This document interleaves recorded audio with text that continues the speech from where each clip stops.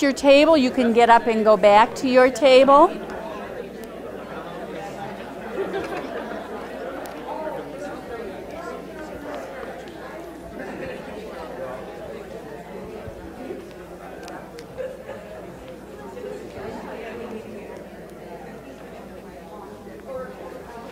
And we have one more question for you to talk about back at your home table.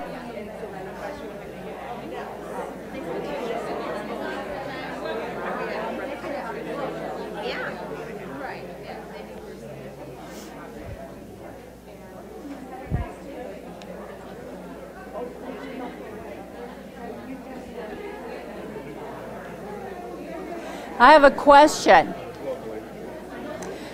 How many of you feel that a spirit of inquiry is not how you have typically begun your interactions when you're helping a teacher? Clap once if you can hear me. Clap twice if you can hear me. How many of you feel that a spirit of inquiry is not where you have been beginning your interactions when you're working with a teacher? So you're feeling like this is where you're beginning. Okay, in your groups, I don't mean to ask you to identify your skills or lack of skills. So back in your home table now, just have a little conversation about what are you aware of that would support your ability to use the inquiries, the spirit of inquiry as a beginning point in working with a teacher, or what it is about your job or your situation that would impede. And I'm going to talk about the impede a little bit more when you've had a chance to talk about it. So just talking your table with the people that you know. What is it that goes on there that supports this, and what might be an impediment?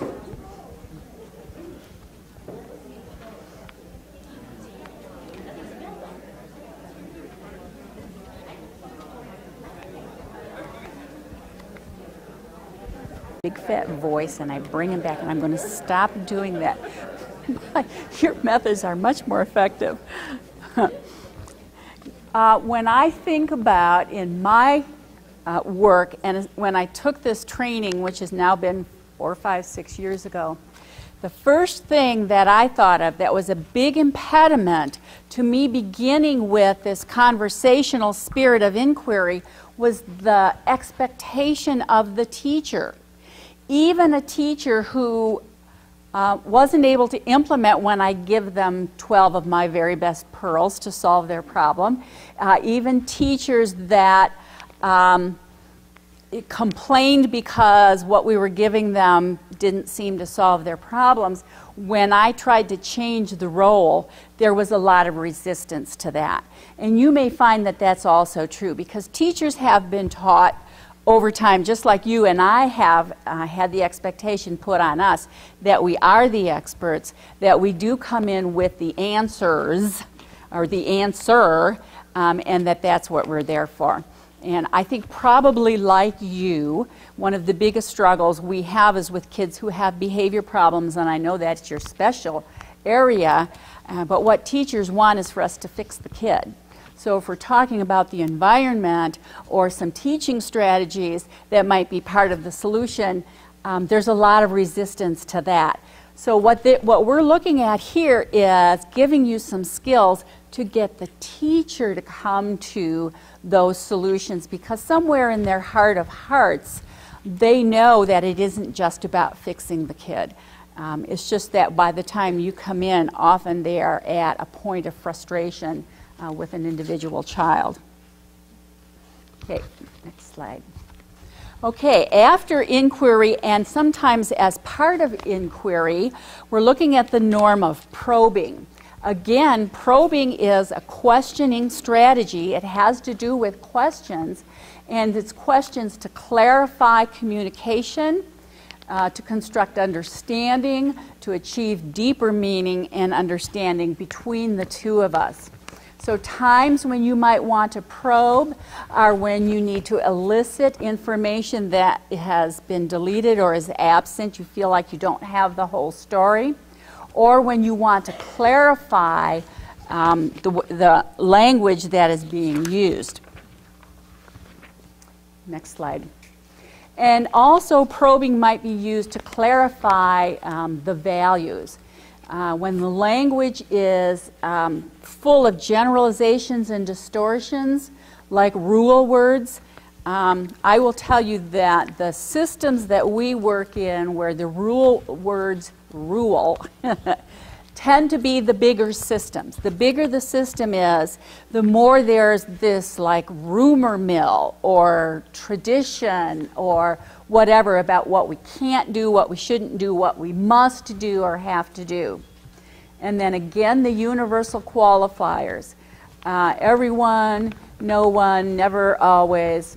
Probes are intended to challenge these generalizations, but to challenge them again in a way that's invitational, that invites the other person to think more deeply and to make their thinking more available to us.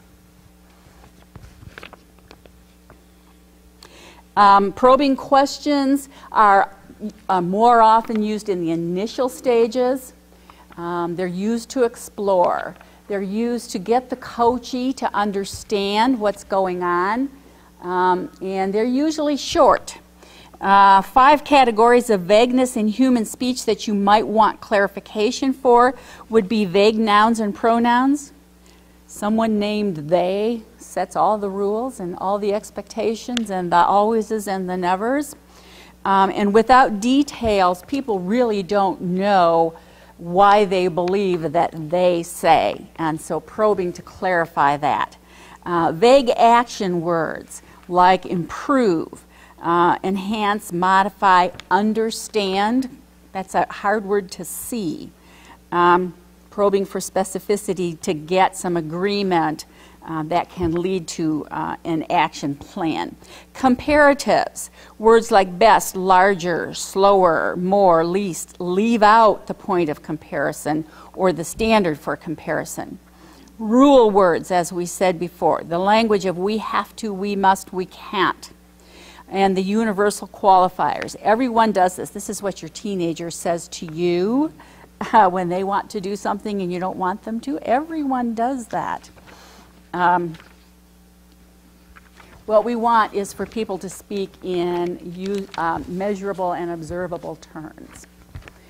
So I want you to practice using probes. Turn to a shoulder partner, decide who's going to give the stem and who's going to probe, and then turn it around. And here's a stem, and you can change it if you like. What I like about fall is, and make a statement to your partner, and your partner will probe for more specificity from you. Go ahead and try that.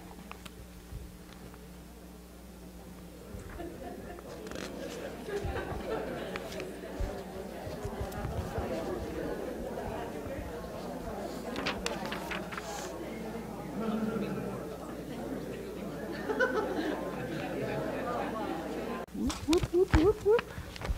Okay, you can turn to the next. One of the best uses of probing questions is that it helps you to gain clarity so that when you're paraphrasing, your paraphrases can also be short and precise.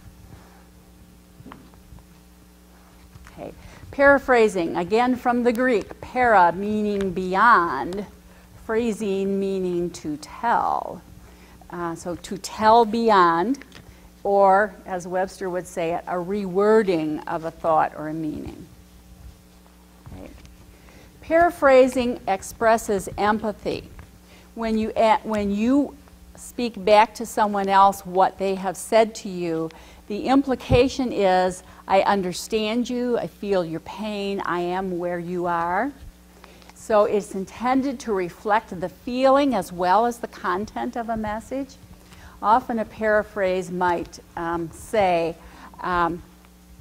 might express a feeling, might give a name to a feeling. But it sends 3 messages. I'm listening, I'm understanding, or I'm trying to understand, and I care. And it acknowledges the importance of another. And that acknowledgement comes from head nods, from the fillers, yes, yes, okay, yeah. And then the echoing is giving back to them their words, not in parrot form, but in a way that says, am I understanding what you're trying to say? Okay, there are 3 paraphrasing forms. One is to acknowledge or to clarify. Uses the listener words. It's always shorter than the original statement. That's a hard thing for me. When I paraphrase, I don't get shorter, I get longer. It has a little bit to do with being in the moment. Really makes you listen carefully.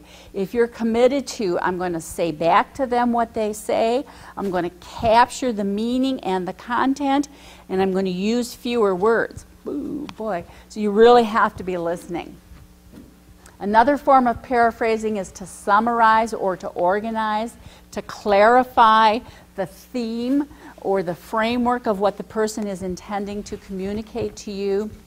And a third form is to shift the focus. So you can paraphrase back in a way that reflects ideas at a different level of logic, or that seeks to bring the other to a higher level of thinking. So if you were going to acknowledge or clarify, some of the ways you might say that would be, notice that there's no I. I think we've all perhaps been in training or read things about what I hear you saying is as a way to paraphrase. We really want to take the I out of there because it's not about me. So the forms that you want to use is you're concerned about, you'd like to see, you're pleased with, you feel bad about. Okay. If you're summarizing or organizing, your paraphrasing might begin with things like, you have 2 goals. One is this and the other is that. And the person will either say yes or no. You're not always right when you do that. So on the one hand this and on the other hand that, and you're asking for them to say yes, that's what I mean. There seems to be 3 things.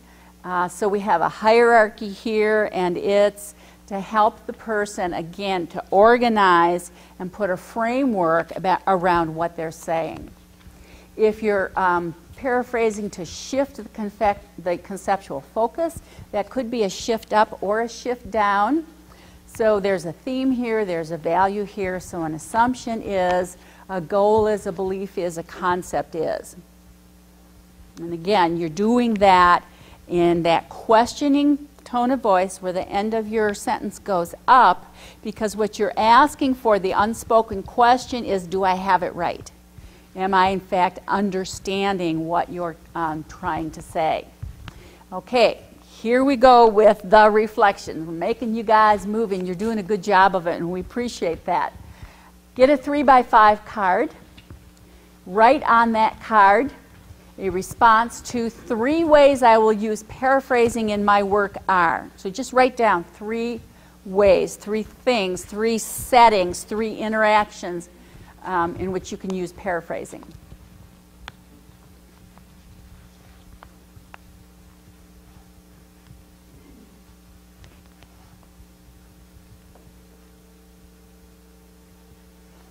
Activity so you kind of understand it. You can find a partner by standing and moving away from your table or not. You're going to swap cards with your partner, and you're going to share what each other wrote on those cards. You can talk about it just a little bit. Your partner will use paraphrase and inquire about your thinking or your choice. And then you're going to take the partner's card and go somewhere else, and you're going to represent the person that you were just talking to and use paraphrase and inquiry to understand that person's thoughts. So when you get into both of those pairs, you'll be sharing one way, and then you'll turn around and share the other way. So in both of those situations. So the first thing you want to do is find a partner, swap cards, and share with each other.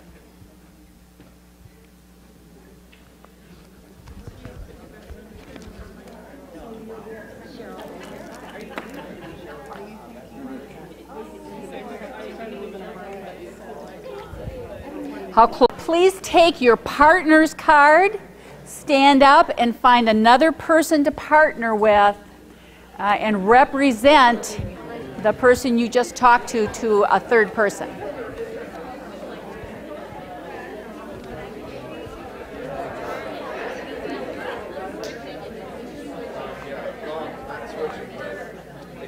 This before we're done.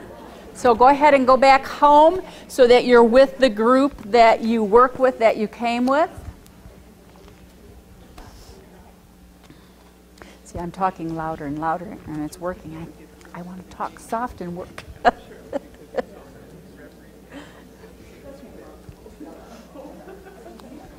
Okay, back home in your table group, and some of you, that's where you've been. Just take one more period of time and talk about sort of what we just talked about before. What are the things in your work environment that enable your ability to use these skills, and what are things in your work environment that may be impediments to you using these skills?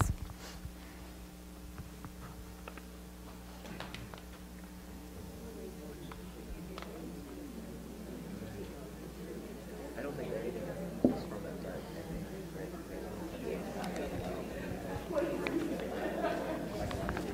45 minutes.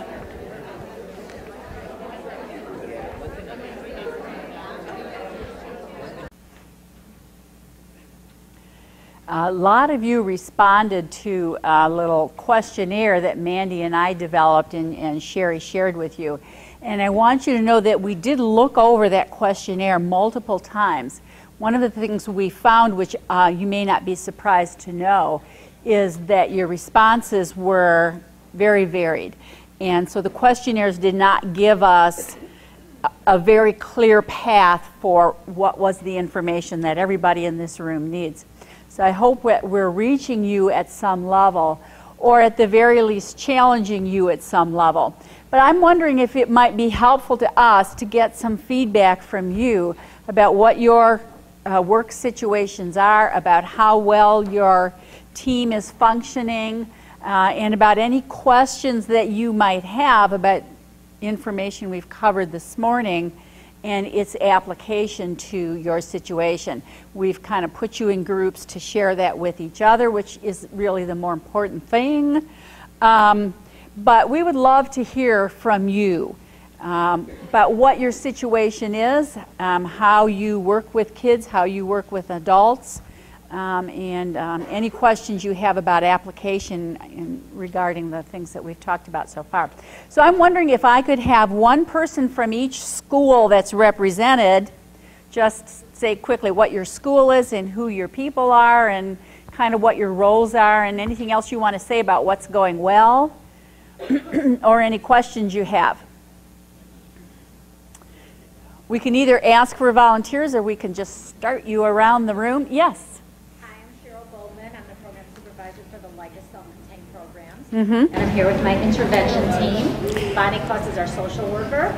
Terry Bernstein is our interventionist. Linda Caskell is our psychologist. Okay. And our team is a well-oiled machine. A well-oiled machine. And you work with classroom teachers? Yes. Mm-hmm.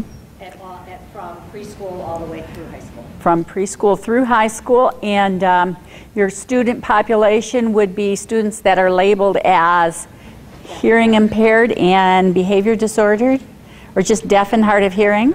Okay, not just behaviors, but I hope. Obviously. That comes under child behaviors. Comes under adult too, by the way. Okay, who else? Yes? I'm Nolan, Cheryl Robinson. We teach at Park School in Edmonton, which is a self-contained grade of 22. Okay. My second birthday school. We work with the kids that are sent to us through LICA that are deaf, hard of hearing, with additional disabilities. So whether it be autism, cerebral palsy. But typically kids that have two significant labels that impact their learning. Mm-hmm. Moderate range of cognitive delays. Yes. Yes. Moderate. Right. And are you classroom teachers? We are. Okay. Right, and as a classroom teacher, I live in building 9, so I also end up working with hearing students Okay. But you're a communication specialist, itinerant? That's my title. Yes. Communication. But my certification is in deaf and hard of hearing. Yes. Okay. Yes. I'm Heather Howell. I'm from Center on Deafness. Kathy's from Center on Deafness also. I deal with the kids in the program, the students. I'm a classroom teacher, and they're deaf and hard of hearing students with behavioral and social emotional disorders. Okay. And across the age span? It can be. Right now we're only middle school, high school Okay. students, but we've in the past had an elementary area, so right now we do not have that, but it's a alternative placement, private. Right. Right. Okay. Who else? Yes. I'm Maureen O'Brien. This is Dawn Wixley. We're both social workers with Southwest Co-op, and we span from early childhood through high school. Dawn has the older guys, the middle school, high school, and high school guys. Okay. Yes.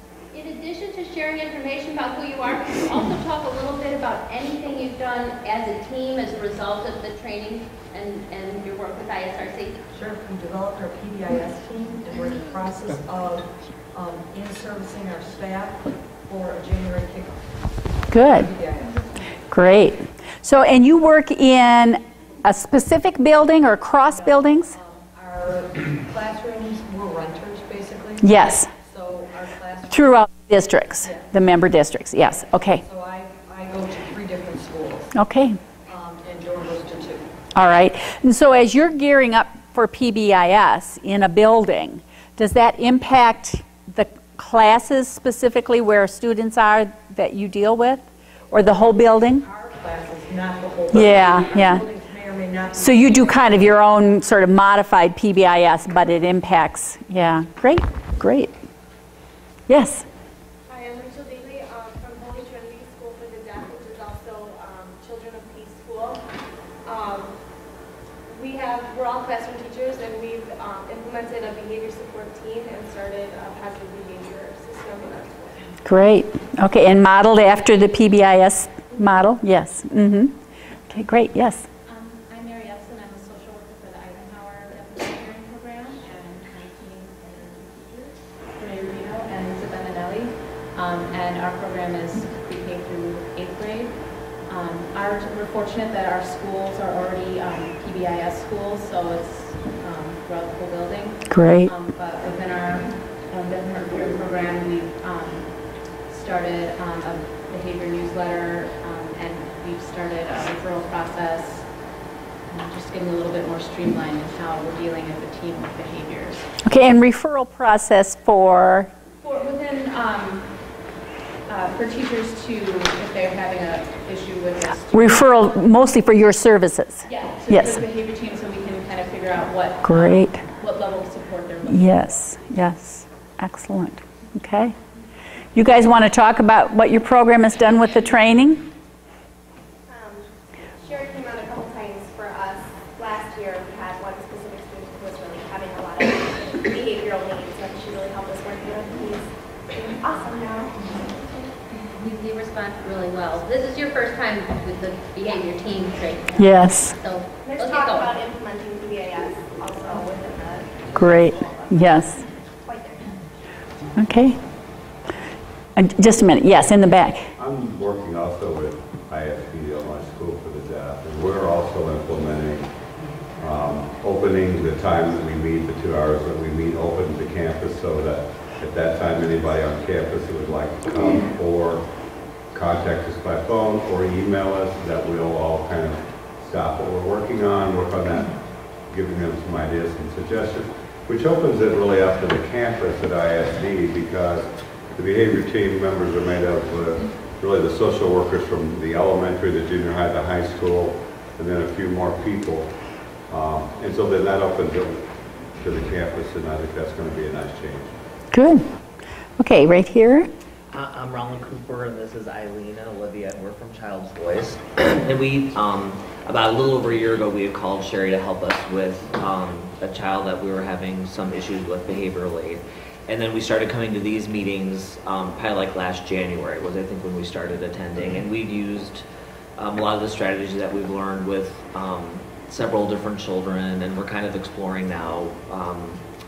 becoming a PBIS school maybe, or just learning more about it. Yes.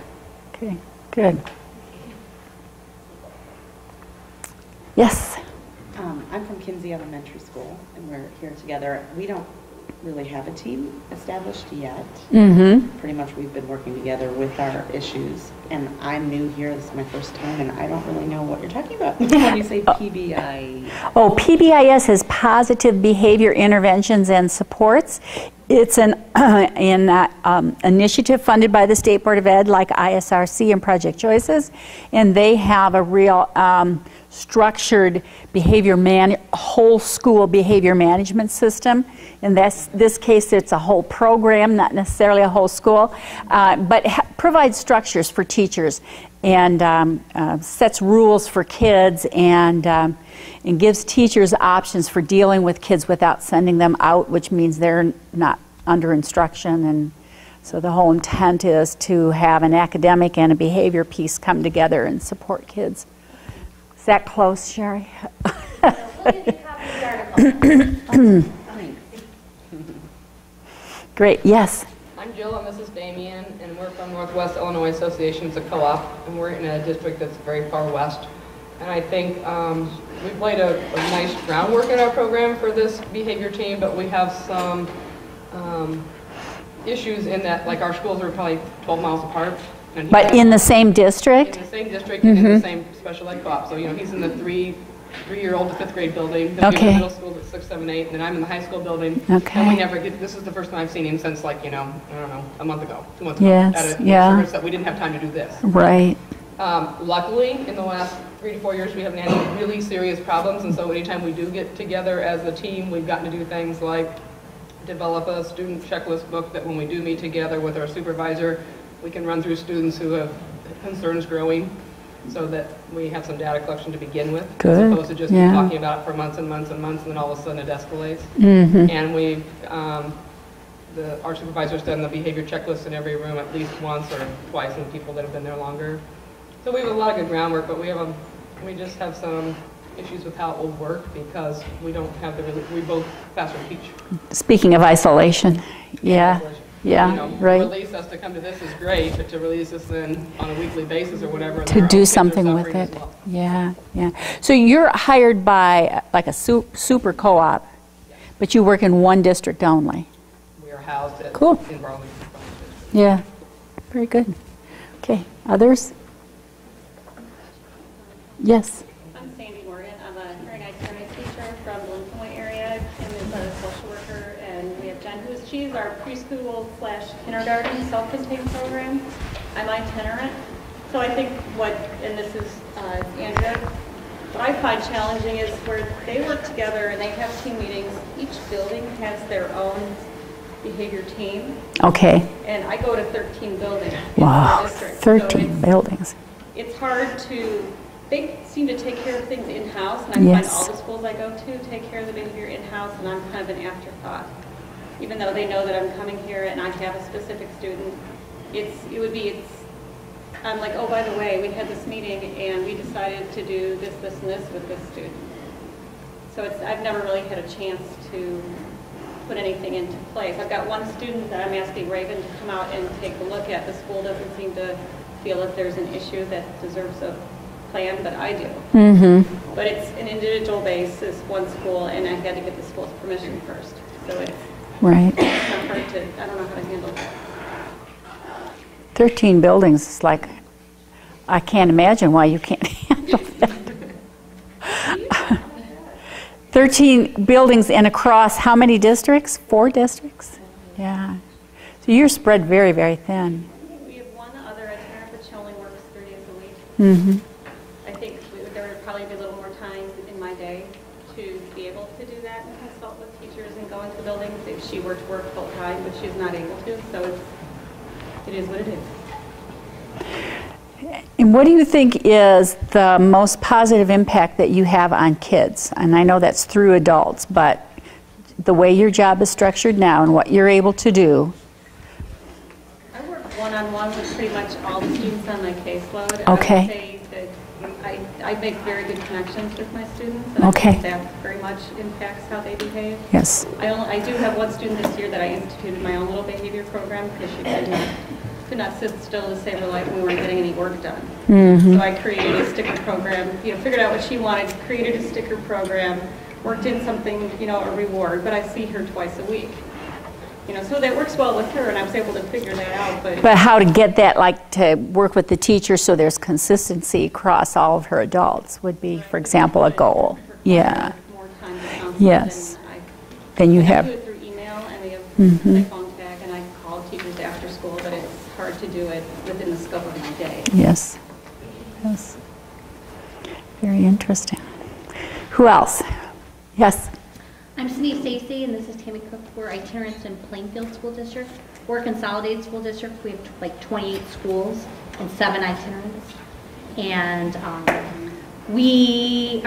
it's hard kind of to do a lot of that behavior planning, but we instituted what we call Behavior Corner. So when we get together monthly at our meetings, we as a team share something we've learned, and then we problem solve 1 or 2 children.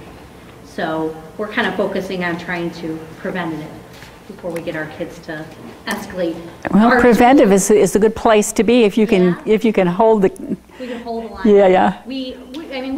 We're a pretty big school district. Yes. We have a lot. I drove through your whole school district to get here. It's a big school district. I think it's like almost 80 miles. Wow. We haven't really gone beyond that, I guess. But we don't really have students either at this point. Who have a lot of behavior concerns. Good. But we're information sharing and problem solving together. We Yes. kind of look at it as our team is just an extension of our larger team. But what you do is deal with a child that a teacher has brought to your attention? Another itinerant teacher, perhaps. Okay, another itinerant. We have behavior specialists within our district. A lot of our buildings are PBIS, not our entire district, which is every school is its own little island. Yeah, well, PBIS kind of works that way. They have a district piece, but they recognize that you kind of need to start in each building individually. Yeah. Which is what Project Choices says. I'm going to talk about that next. Anyone else who wants to talk about their program? There you are. Yes. And we kicked off our PBIS at the beginning of this year and are happy to say it's going very well. We set a goal of 1,000 deaf dollars to give out staff-wide. That was kind of our goal, to get 1,000 tickets and see how that went. And within the first month, had given out 6,000. So that was very good because we weren't sure that everybody would. And the deaf dollars are rewards to students? Yeah. Yep. So just part of our tickets. Yes, great. Good. Okay, so you guys that have PBIS, do you have PBIS people coming in, or is it pretty much through Sherry and her staff? Yeah, that's great. Oh, that's fine. It's doing the job, though. Yes. Okay. All right. That's really helpful to us. I probably had a not clear idea of who you all were. I expected that you were people who did not work in classrooms but were some kind of a resource to classrooms. So many of you are, some of you are not. So as we're bringing you information that you're bringing you, I can see where for some of you this may fit into what you do, and for others it may be just an interesting little piece of information. I will tell you this. The kinds of things that we're talking about and how you communicate with people and how you elevate the thinking of another and a lot of this stuff, which is an 8-day basic training course that Mandy and I have both been through, but we're like everybody else. We don't use the skills all the time and we lose them. It's effective in every aspect of your life. In dealing with my grandchildren and being able to have positive presuppositions and inquiring into their thinking when they're trying to communicate something, or when we're having a little disagreement behaviorally, or so it's interesting stuff in many ways in your life.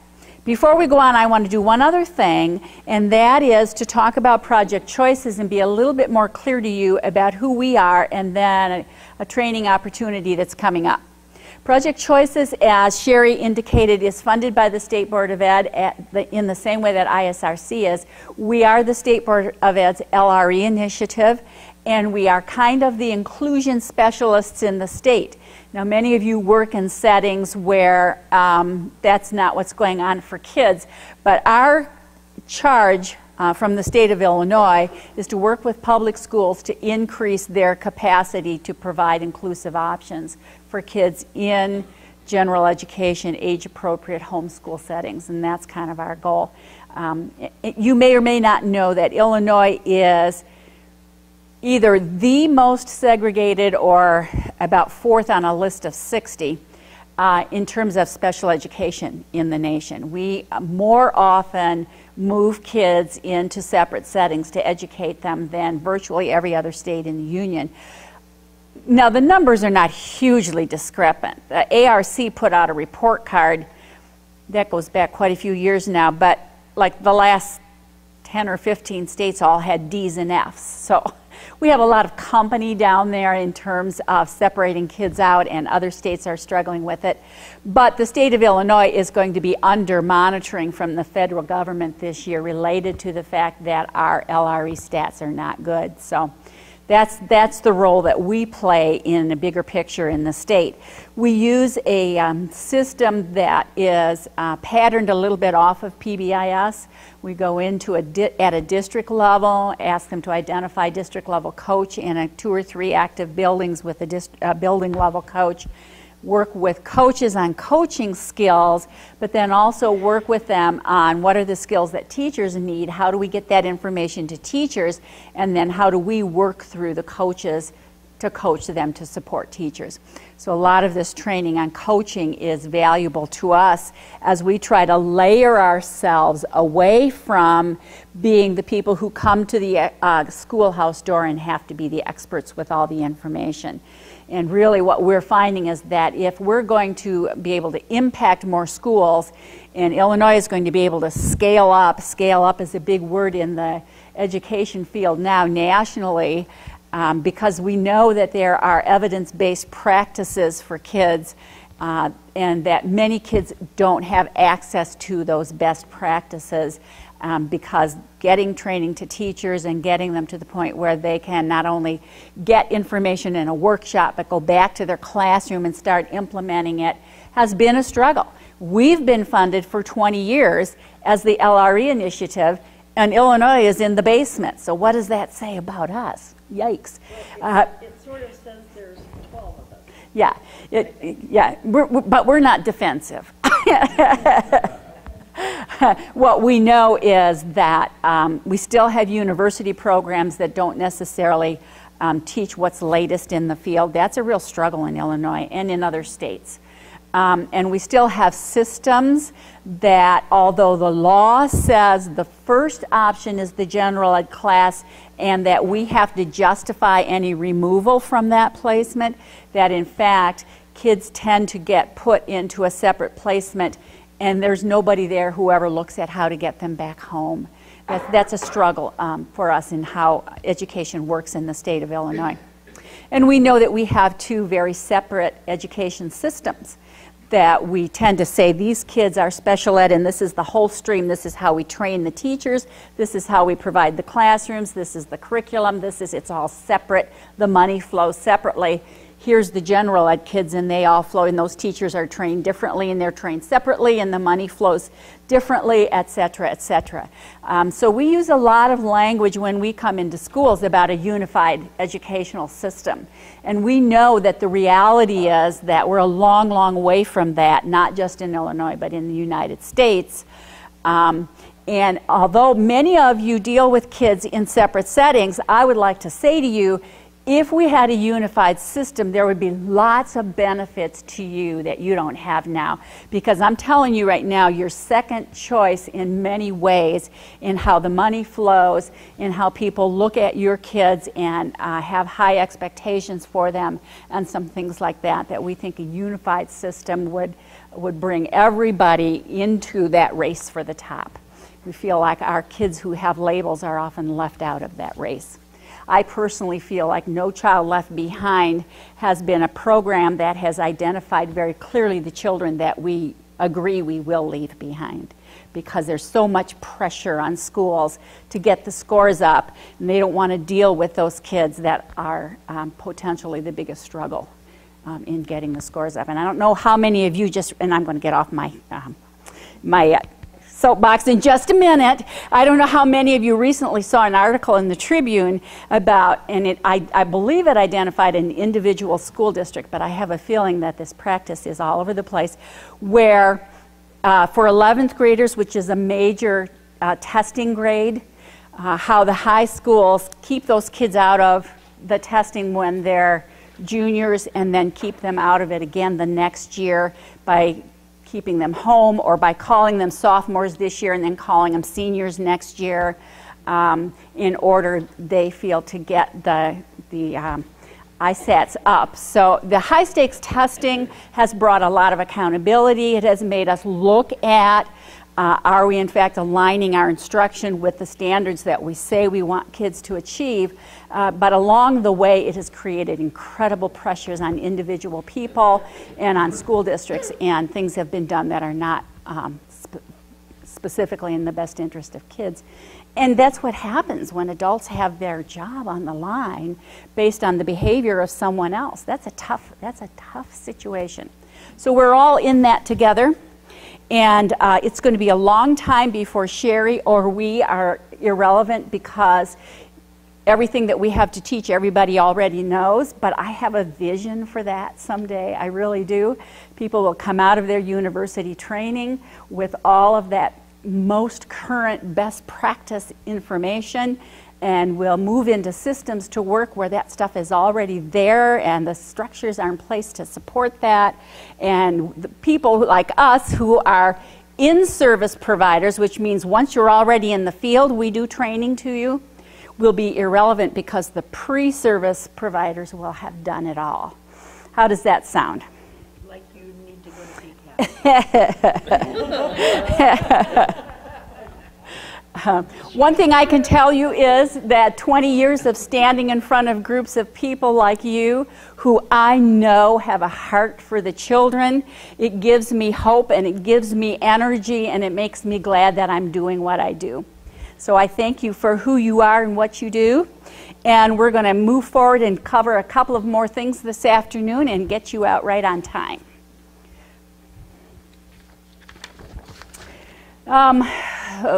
This is where it's hard for me because there's probably more stuff here than we can spend a lot of time on. So I'm going to try to kind of be going through stuff and making some decisions as we go through the afternoon. This handout on the 7 norms of collaboration, I just want to bring it to your attention. I'm not going to do a lot with it. It has a nice description of these 7 norms. And then the next 3 pages are like a Likert scale that you could use to assess yourself. These people actually also have this exact same scale for a team, and all they've done is change the I's to we's pretty much, or my team does this, my team does that. But as you're looking at, are these skills relevant to my work situation? When I'm communicating, am I using skills? Am I being intentional? If I don't teach you anything else today, if I can challenge you that when you're communicating, be intentional. Know what the purpose of your communication is. Know what the reaction from the other is likely to be when you use specific communication structures. I think that can give you a lot of power in everything that you do, both in interacting with adults and in interacting with children. So I just bring that to your attention as a resource that you can use going out from here. In the cognitive coaching literature, way back when we started getting the training, and again, I'm making a mess out of my microphone. I'm not sure how many years ago that was because I'm getting old and I forget, but 5, 6 years ago, inquiry and advocacy were pulled together and taught as one way of communicating with people, understanding I'm going to inquire now and I'm going to advocate now. And it was sort of like a one versus the other. They don't do that now, and they don't put the advocacy part into the 7 norms. They've just kind of pulled that out and really put a lot of focus on that spirit of inquiry. And I think they've done that because what research has shown over time is that what we don't have the skill to do and what we need to be more intentional about is that spirit of inquiry, which is seeking to understand the other. But there is another side of that that's appropriate. It's sort of like that coaching versus consulting thing, and we're really kind of promoting the coaching and the power that it has in relationships and in communication. Same with the inquiry versus advocacy. If you think about the difference, if I'm inquiring, I'm seeking to understand you. So where is the information that the conversation is based on coming from? It's coming from the other. The source is from the person whom you are attempting to support to be a problem solver. And that's a real positive and powerful thing. But there is another side to that, which is that I do have good information to bring to the table. And the intent of this is not that there's never a point in time when it's appropriate for me to be the source of information. But again, it's being intentional about it and understanding the difference.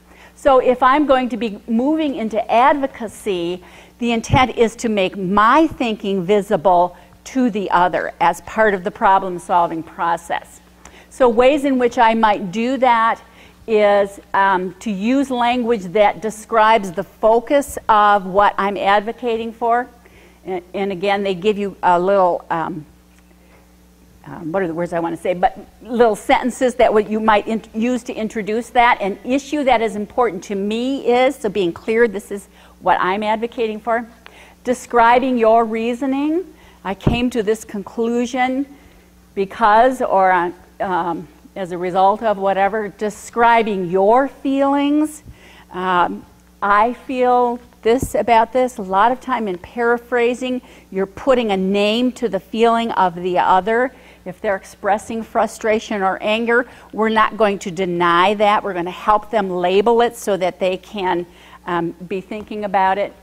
But I might want to describe my feelings in a certain part of the conversation.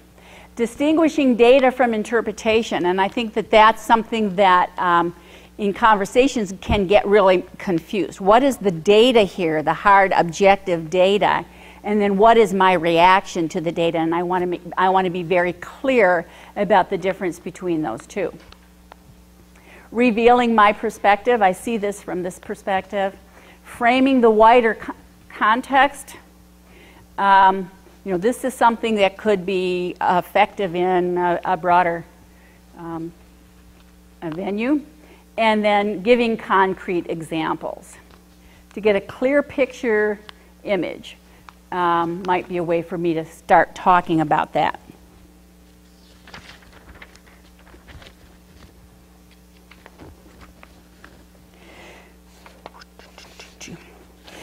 You might think of going from inquiry to advocacy as being like a transition, and so I might want to signal my intention to shift from inquiry to advocacy. And one of the ways that you can think about that is going back to Mandy's discussion on rapport. Rapport, one of the ways that rapport is really powerful is that you can shift out of rapport to signal a change. So we talked about rapport and the power of rapport to let the other one believe and have trust in that you value them, that you're interested in them, that you seek to understand them. All of those things are part of rapport when I am imaging someone, when I'm imaging them with my body language, if I'm imaging them with my tonality, all those kinds of things. But I can also use rapport in a powerful way by purposely shifting out of rapport and saying to someone, I would like to move from this, and you don't have to label it, but essentially I would like to move from inquiry to advocacy. Saying, okay, here's something that I would like to add to this conversation. This is something I would like you to think about. This might be a way for you to think about this issue.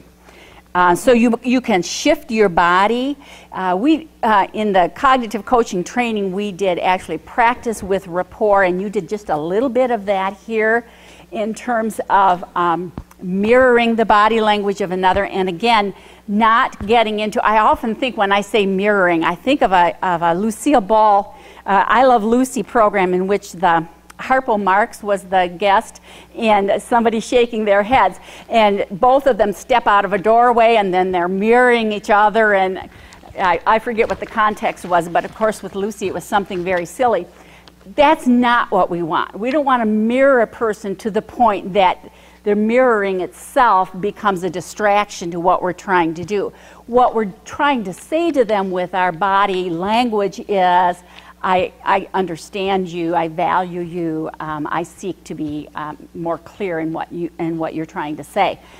And then breaking that mirroring by crossing your legs, by changing your arm movements, by moving your eye contact from not being quite in such direct contact with them, is a way to break that rapport and then move into like an advocacy situation. Again, using the approachable voice. I think a lot of times we do that, although I will say these things really relate to me so well. Approachable voice is like a huge big epiphany for me, because I'm a person who would say, for example, to my poor husband, what you need is, that's one of my favorite sentences, and I always thought of it as a way of not saying to him, I know better than you. So I'm saying, what you need is to get this done. What you need is, that's not an approachable voice. That's specifically not an approachable voice. So the approachable voice, aside from using those positive presuppositions and using the plurals that invite the other to respond to you and to use multiple responses in opening up how we're brainstorming about something, it's to end your sentence on a higher note, again, leading to an assumption that there's more to be said and more to be thought. Okay. So some of what you're doing then between inquiry and advocacy is sort of looking at your assumptions and comparing your assumptions to theirs. So investigating other assumptions, checking understanding, testing what's being asked for, and revealing your listening to the other person.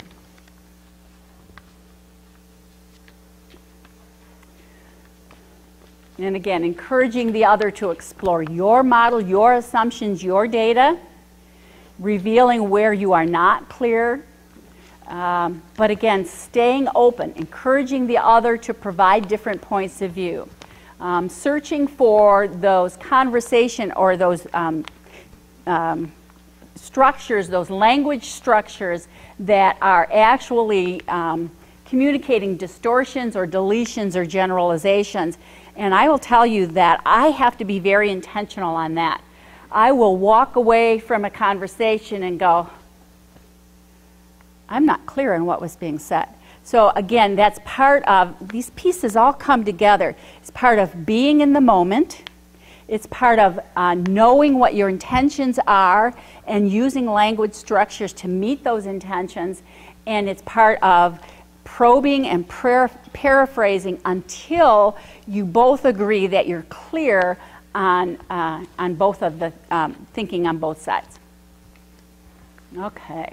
This is probably redundant because we put it in before, but somehow when I was putting this together, I thought, I need to put this in here because we need to be very clear that what we're talking about is that coaches don't go in knowing more than everybody else and being the experts, and so here it is. Again, built around the core principles, the quality, choice, voice, reflection, praxis, and reciprocity. Next one. And these are ways that we build emotional connections with another. For example, being recognized as an equal partner. No one's view is more important or valued, but everyone's view is on the table. That's very important. Having choice, not making decisions for another. A choice in how you learn, choice in how you make a decision, choice in what you're going to do next, what your plan is. Voice. All individuals have access to more than the perspective of the leader. Yeah, we still have leaders, don't we? Okay. All are open to expressing their own opinions. With different people comes different opinions, so the coach should encourage conversation that gives voice to a variety of opinions. Dialogue is partners engaging in conversation to encourage others to speak their mind, trying to listen authentically and fully. Listening skills could have been like a whole workshop because there's just so much there.